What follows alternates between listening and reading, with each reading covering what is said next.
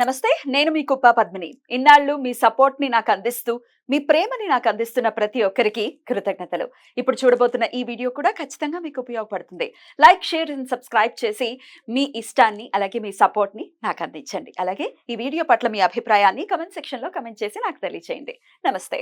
నమస్తే. Welcome to our channel. నేను పద్మిని. ప్రస్తుతం మనతో పాటు ప్రముఖ ఆధ్యాత్మికవేత్త, వాస్తు జ్యోతిష పండితులు, లలిత ఉపాసకులు, వాస్తు జ్యోతిష శిక్షణ నిపుణులు బ్రహ్మశ్రీ నానాజీ పట్నాయక్ గారు మనతో పాటు ఉన్నారు. మాట్లాడదాం. సార్ నమస్తే సార్. శ్రీమాత్రే నమః. సార్ ముందుగా మీకు శ్రీకృష్ణ జన్మాష్టమి శుభాకాంక్షలు సార్. నీకు మన ప్రేక్షకులందరికీ కూడా శ్రీకృష్ణ పరమాత్మ యొక్క అనుగ్రహం కలగాలని కోరుకుంటున్నాను మనస్ఫూర్తిగా. Thank you so very much sir. 26వ తారీఖు సోమవారం శ్రీకృష్ణ జన్మాష్టమి. మరి శ్రీకృష్ణుడి అనుగ్రహం కనుక పరిపూర్ణంగా ఉంటే ఏం చెప్పాలి, ఇది అది కాదు, everything his love is magical కదా సార్. అది అది ఒక తండ్రిలా చూస్తారా, సహోదరుడిగా చూస్తారా, సఖుడుగా చూస్తారా, ఏ యాంగిల్లో చూసినా ఆయన ప్రేమ అమోఘం, అద్భుతం. ఆయన ప్రేమను పొందాలంటే ఏం చేయాల్సి ఉంటుంది సార్? అతను గీతలో ఏం చెప్పాడో అది పాటించాలి. భగవద్గీతలో శ్రీకృష్ణ పరమాత్మ ఏదైతే చెప్పాడో అందులో మనం 1% పాటించినా హ్యాపీగా ఉంటాడు. 1%. ఫస్ట్ ఆఫ్ ఆల్ ఏంటంటే మనం చేసే పని ఎంజాయ్ చేస్తూ రిజల్ట్ గురించి ఆలోచించకుండా చేసుకుంటూ వెళ్ళిపోయాము అంటే ఇంకేం అక్కర్లేదు మనకి, చాలు. అదొక్కటి చాలు అనిపిస్తుంది నాకు. అది అయితే ఈ జన్మాష్టమి రోజు అష్టమి తిథి అనేటువంటిది జయతిథి అని చెప్తారు. అష్టమి తిథి చాలా మంది అష్టమి తిథి అంతా భయపడుతుంటారు, అష్టమనామలో కష్ట దినాలు అది అంటుంటారు. బట్ ఇప్పుడు ఎవరినైనా మనం యుద్ధం మీదకి వెళ్ళాలనుకోండి, అష్టమి తిథి రోజే వెళ్ళమని చెప్పింది శాస్త్రం. యుద్ధానికి విన్ అవుతారు అష్టమి అనేటువంటిది.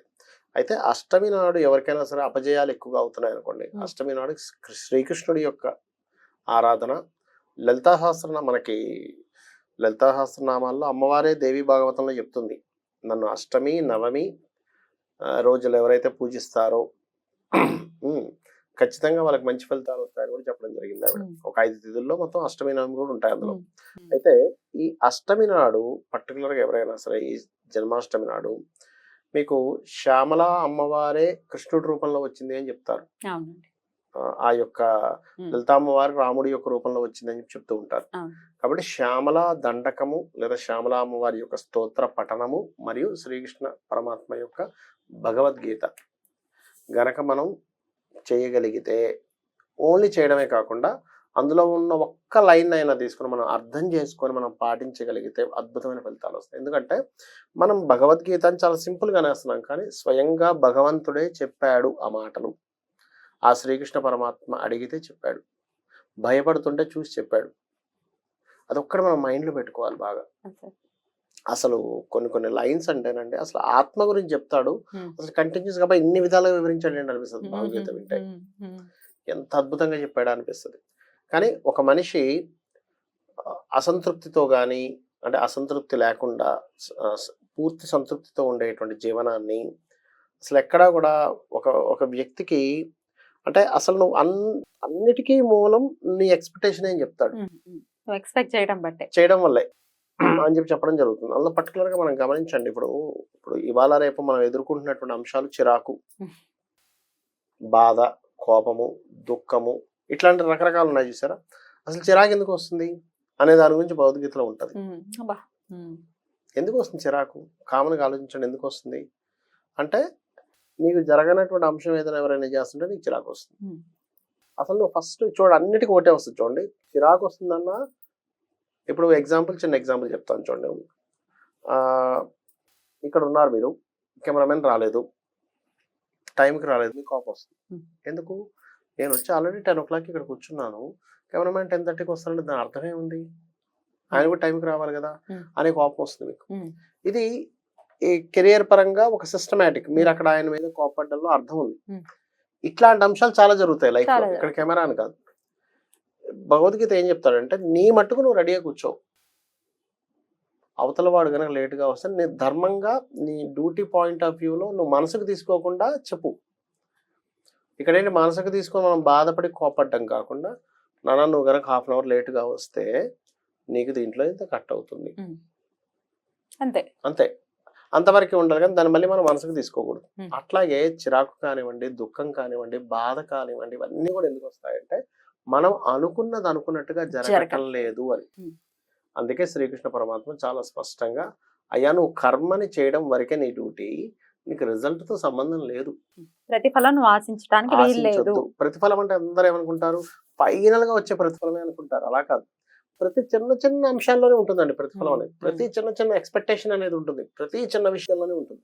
ఇలా వెళ్తూ ఉంటే గబుక్కుని ఏదైనా వచ్చేస్తే అబ్బా ఏమిటి ఇప్పుడు ఇప్పుడే రావాలా అంటాం.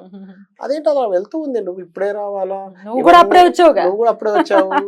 నేను చాలా మందిని చూస్తుంటే చాలా చాలా సిల్లీగా అనిపిస్తాయి వాళ్ళ ఆలోచనలు. Right. అంటే ఏమిటోనండి వాళ్ళంతా బాగాలేదు అన్నాడు ఒక ఆయన, ఒక రోజు పొద్దున్న వచ్చి. ఏమైందండి అని అడిగా. ఏమిటో సార్ పొద్దున్నే పాల ప్యాకెట్ వస్తుంది అనుకుంటే ఎంతసేపటికి రాలేదు. ఆయనకి అది బాధ. చూడండి చెప్తాను చూడండి. ఏమైందండి ఎన్ని గంటలకు రావాలి, ఎన్ని గంటలకు, పొద్దున్న 6:30 తెచ్చేవాడు సార్, 7:30 వరకు తేలేదు, ఎంత చిరాకు వచ్చేసిందో నాకు అన్నాడు. అరే 6:30కి రావాల్సిన పాల ప్యాకెట్ 7:30 వరకు రాకపోతే చిరాకు వచ్చిందా, ఓకే ఎందుకు అయిందండి, రీజన్ ఏమైనా అడిగారా అంటే, అడిగాను సార్ వాళ్ళ అలా పనిచేసే వ్యక్తి రాలేదంట. ఇంటర్లింక్.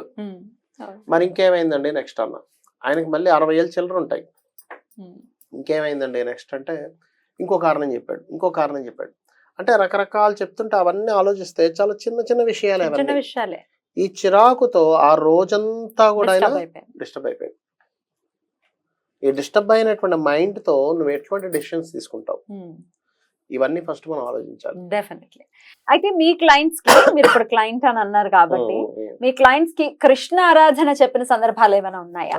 ఎటువంటి సమస్యలను అధిగమించడం కోసం కృష్ణ ఆరాధన చెప్తారు? నా క్లయింట్లకు చెప్పడం అనే కాదు, నేను కూడా చాలా సందర్భాలు, అంటే మా చిన్నప్పటి నుంచి కూడా మా ఇంట్లో నిత్యము భగవద్గీత ప్లే చేసేవారు. నాకు ఊహ తెలిసినప్పటి నుంచి కూడా. అప్పట్లో క్యాసెట్లు ఉండేవి, తెలుసు కదా, ఘంటసాల వారివి క్యాసెట్స్ ఉండేవి. ఘంటసాలది 108 శ్లోకాలు ఉండేది, పెట్టేవారు రోజు వినడం. అసలు ఎంత అద్భుతంగా ఉంటదండి.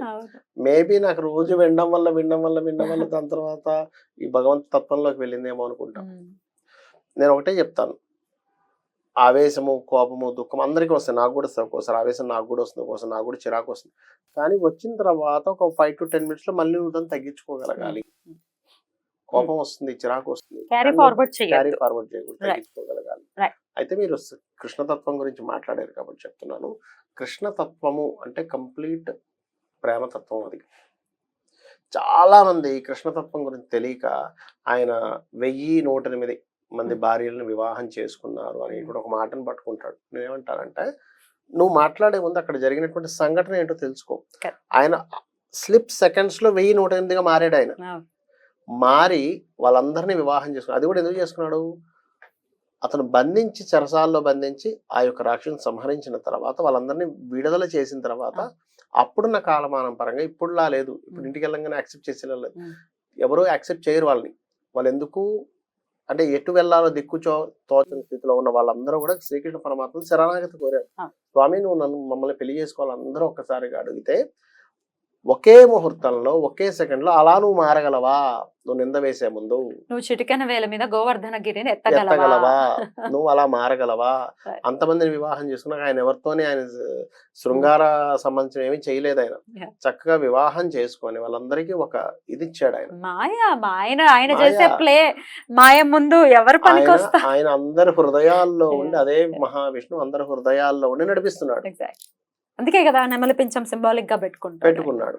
అది నువ్వు ఆలోచించాలి. కానీ ఎంతసేపు ఆయన అలా చేశాడు. ఆ శశిపాలుడు అదే కదండి, ఎన్ని నిందలు. లాస్ట్ కి ఏమైంది? అసలు కృష్ణుడి తత్వం గురించి తెలుసుకోవటం మొదలు పెడితే అసలు అలాంటి మాటలు డెఫినెట్ గా రావు. సరే, ఎలాంటి సమస్యలు అధిగమించడం కోసం కృష్ణుడిని ఖచ్చితంగా ఇదిగో నువ్వు కృష్ణుడిని చేసుకో, ఖచ్చితంగా నీ సమస్య తీరుతుంది అని ఏ సమస్యకైనా కృష్ణుడు భగవద్గీత సమాధానం ఉంటుంది. ఏ సమస్యకైనా అందులో ఉంటే సింపుల్ ఏమంటాడంటే, నువ్వు నీ ధర్మాన్ని నువ్వు నిర్వర్తించు. చాలా మంది ఏమనుకుంటారంటే శ్రీకృష్ణ పరమాత్మ దగ్గర యుద్ధం చేయించాడు అనుకుంటారు. కాదు, ధర్మం చెప్పాడు ఆయన. నీ ధర్మాన్ని నువ్వు చెయ్యి. నువ్వు ఇట్లాగా అక్కడికి వెళ్ళిన తర్వాత అయ్యో వీళ్ళతో నేను యుద్ధం చేయాలా? కాదు, శ్రీకృష్ణ పరమాత్మ తత్వం కనుక నీకు తెలిస్తే ధర్మం అనేటువంటిది ఏంటో తెలుస్తుంది. ఒకటే చెప్తాడమ్మా, సింపుల్గా ఏం లేదు. నీ ధర్మాన్ని నువ్వు చేసుకుంటూ వెళ్ళిపోతూ ఉంటే అందులో కష్టం రావచ్చు, నష్టం రావచ్చు, ఏదైనా రావచ్చు. స్వధర్మే మిదనం శ్రేయ పరధర్మో భయావహ అంటాడు. అంటే ఏమిటి?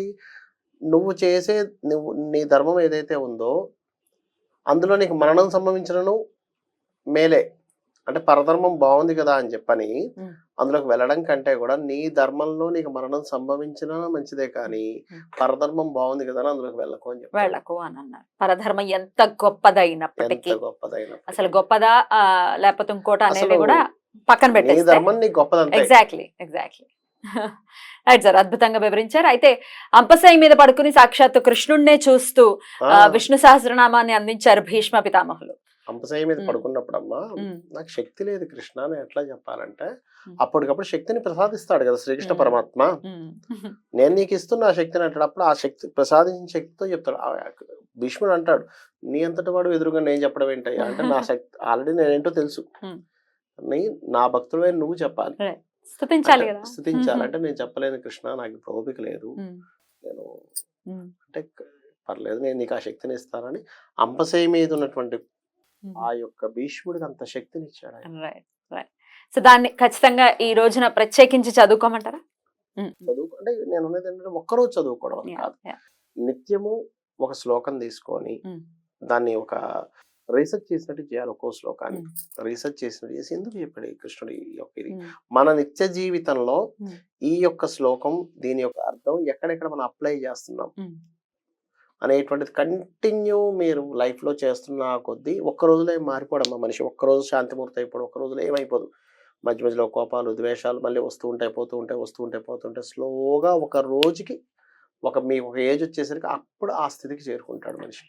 అది చేరుకోవాలంటే భీష్ములకి ఎలా అయితే ఆ శక్తిని ఇచ్చారో మనకు కూడా ఆ శక్తిని ఇచ్చి ఇస్తాడు. ఆయన ఆల్రెడీ ఇస్తున్నారు, 24 hours ఆయన ఇస్తూనే ఉన్నాడు.